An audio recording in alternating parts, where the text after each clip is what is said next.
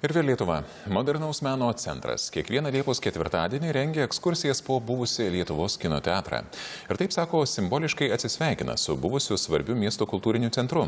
Vieniems tapusiu legenda ir keliančių sentimentų, kitiems per 10 neveiklos metų tiesiog tapusiu pastatų vaiduokliu.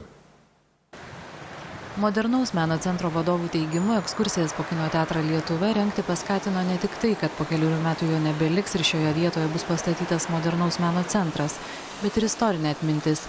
Vieniems tai galimybė prisiminti dažnai lankytą vietą, kitiems jaunesniems pirmą kartą apsilankyti jame, kad ir jau visiškai apleistame ir išgirsti pastato istoriją. Prieš 51 metus, Liepos 21 dieną, čia buvo atidarytas plačiaformatis kino teatras Lietuva. Ir tą vakarą pirmieji kino žiūrovai pamatė filmą Pūga pagal Aleksandro Puškino apsakymą. Tai buvo Jono Kasperavičiaus projektas, kurį architektai dabar įvardina kaip ankstyvojo tarybinio modernizmo pavyzdį. Pastatas buvo su didžiuliais stikliniais vitrininiais langais, kurie per spūstis prie kasų, kai į seansą norėdavo patekti 1000 žmonių, neretai duždavo. Pastatytas 1965-aisiais kino teatras veikė iki 2002-ųjų, kai buvo privatizuotas, o 2005-aisiais galutinai uždarytas.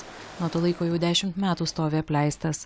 Tai pirmieji kino žiūrovai, aišku, buvo priblokšti, įėję į šitą amfiteatrinę salę, kur, aišku, buvo 1000 vietų ir pamatė tą išgaubtą beveik 2 aukštų pastato ekraną tokio didumo.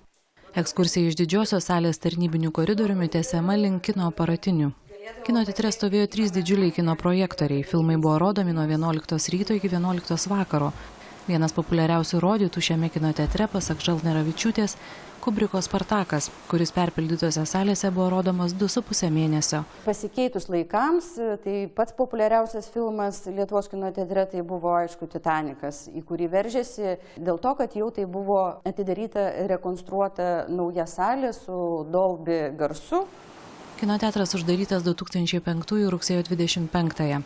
Paskutinėmis dienomis jame vyko menininkų Nomedos ir Gedimino Urbonų protesto laboratorija, o per uždarimą buvo parodyti 2 filmai – Idiotai ir Skrydis virš gegutės lizdo, tarsi parodymas miesto valdžiai, koks kino žiūrovų požiūris į jų veiksmus. Tai planuojama po keliarių metų atrodys vieta, kur dabar stovi Lietuvos kino teatras. Čia bus pastatytas modernaus meno centras pagal architekto Danielio Libeskindo projektą. Šios ekskursijos žymi tokią transformaciją iš vieno pabaiga, kito pradžia, bet svarbiausia žinutė ta, kad miestas išlaiko kultūrinę erdvę, viešą kultūrinę erdvę.